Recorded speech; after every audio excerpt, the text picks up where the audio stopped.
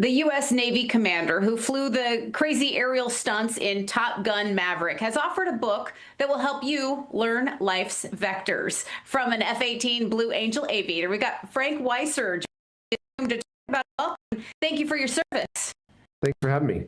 Absolutely. They call you Frank Walleye Weisser, and you're not just another Navy flyboy. Talk about your unique resume. Well, interestingly, in the book, I mentioned the fact that there are these two sort of shiny objects in my career. The fact that I flew with Top Gun Maverick and then was on the Blue Angels for almost 10 years of my career. But for me personally, that's not the part that I take pride or pleasure in. It's not what I'm most proud of, for sure. I was in Iraq and spent multiple years of my life at sea flying off aircraft carriers. And so that's the part that's really important to me. But of course, it doesn't generate the interest. The Blue Angels, obviously, as an air show team, fly all over the world and perform for millions of people. Certainly, Top Gun Maverick was, I'd like to think, inspiring for millions more people. So I'm proud of those events as well. And that seems to generate a lot of attention. Well, and talk about some of those lessons when we get into it. Lessons that you learn in the cockpit, and how do they translate to everyday life? Sure. Yeah, I've been retired for 4 years, and part of the reason I wrote this book is because I've been giving presentations and speeches to a variety of groups, and one was at the Naval Academy, and I was talking to the students there about some of the failures I'd had in my career early on. I mean, aviation, for one, I failed into aviation because I'd gone to the Naval Academy to be a SEAL, and I didn't get my first choice, and so I went into aviation. It turns out I absolutely loved it, and I think it was probably better suited and aligned with my personal strengths and weaknesses, but it wasn't an easy thing for me to get over, of having failed at kind of my life's mission and my life's goal to do something different. But that failure was for me a blessing, and a blessing in disguise, but a blessing nonetheless. And so the book was my attempt to sort of put some of these lessons I've learned about failure, also about how to deal with adversity. Aviation has a really unique way of doing that. Before we ever get into an airplane, we learn, we discuss, we study everything that can go wrong and how we're going to react when it does go wrong. And if you apply those lessons into everyday life, for me, in this case, as a real estate developer or a contractor, or even as a Gulfstream pilot nowadays, it has big game-changing effects. Yeah, and it's a big thing for anybody who wants to achieve greatness in anything they're doing. They would read this book and gain something from it. What is it that caused you to say, you know what, I want to author this, and make it into a book?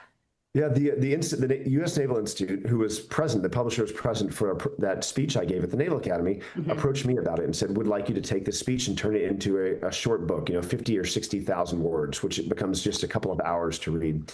And I was honestly reluctant about doing it for a variety of reasons.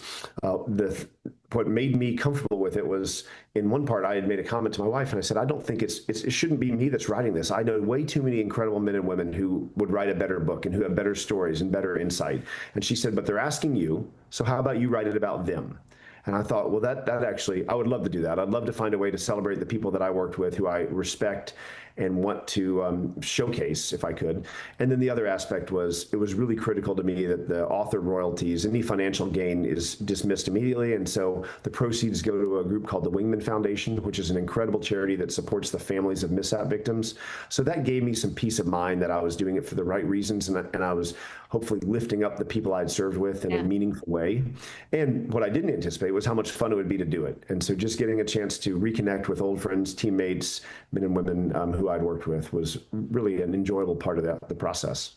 Very good. And I know that, your book includes lots of stories from your naval aviation career and the stories from some of these people that you served with and throughout your life. Are there any favorite insights to share? The book is full of them, but a favorite anecdote. No, I do. I shared one story, me on a Delta flight, going to meet an airplane that I was going to fly somewhere. And there was a woman sitting next to me. The middle seat was empty, and she was watching Top Gun Maverick. And I'm a kid, like most aviators are. And so if I see an airplane flying, I'm totally distracted. I have to look up and watch. And of course, now I sit on the seat back. And so I'm kind of watching. And so she looks at me and she pulls her earphone out. She goes, "It's a really good movie. You should watch it." I said, "Well, I'm not really into airplanes, but that's cool." But then, interestingly, as I was writing the book, I was on a long international flight coming home, and I have my laptop out, and I'm typing a chapter and explaining a behind-the-scenes aspect of filming that movie. And as I looked through the seats in front of me, the person was watching the exact same scene I was typing about. And so I thought, boy, what an incredible coincidence that here I am writing about the making of that particular scene. Yeah, and I'm watching someone watch it. So I had a number of, events like that kind of made it fun for me. And you're making an impact. And I know you don't talk too much about working with the actors on the set of Top Gun Maverick. Like they were probably starstruck to meet you, though. What were some of those experiences? They were really respectful. You're right. They were, to a person, they were. And that was really nice to see, because having had no experience in the film industry or Hollywood ahead of time, I was a bit apprehensive about what I would run into. And what I found was they were respectful, to your point, and they were also super hardworking. They were there. There were no prima donnas. There was no sense of arrogance that I saw. Everybody just wanted to do it right and wanted to work hard. Tom especially is probably the hardest working person I've ever been alongside or flown with. And so that was really nice for me to see how motivated they were to get it right, to do it exactly right, and to represent the men and women who do this every day. I mean, they brought our life to the big screen, and it's super cool. Amazing to bring that all together in a book. I know you're writing about finding focus, developing trust, overcoming adversity, facing failure, recognizing courage. Anything else we should know about the book and what it means to you? Well, no, I think the most important thing about it is that it's, once again, it's written in large part because it takes people behind the scenes of Top Gun Maverick. It takes them into the cockpit of a Blue Angel airplane. But the lessons that are relevant, the lessons that we learn in combat, that we learn in the air, apply to everyday life. And so to the degree that I can use some stories to illustrate these important lessons, I just am very grateful that I had the privilege to serve on some incredible teams and with some incredible men and women. And so hopefully the book does justice to what they taught me and might serve to inspire some folks along the way. Frank Walleye Weisser, it's a pleasure talking to you. Thank you for your service, and we appreciate it. All right, likewise. Appreciate you having me on. And you find the book Lead Solo, Learning Life's Vectors from an FA-18 Blue Angel Aviator on Amazon and other booksellers.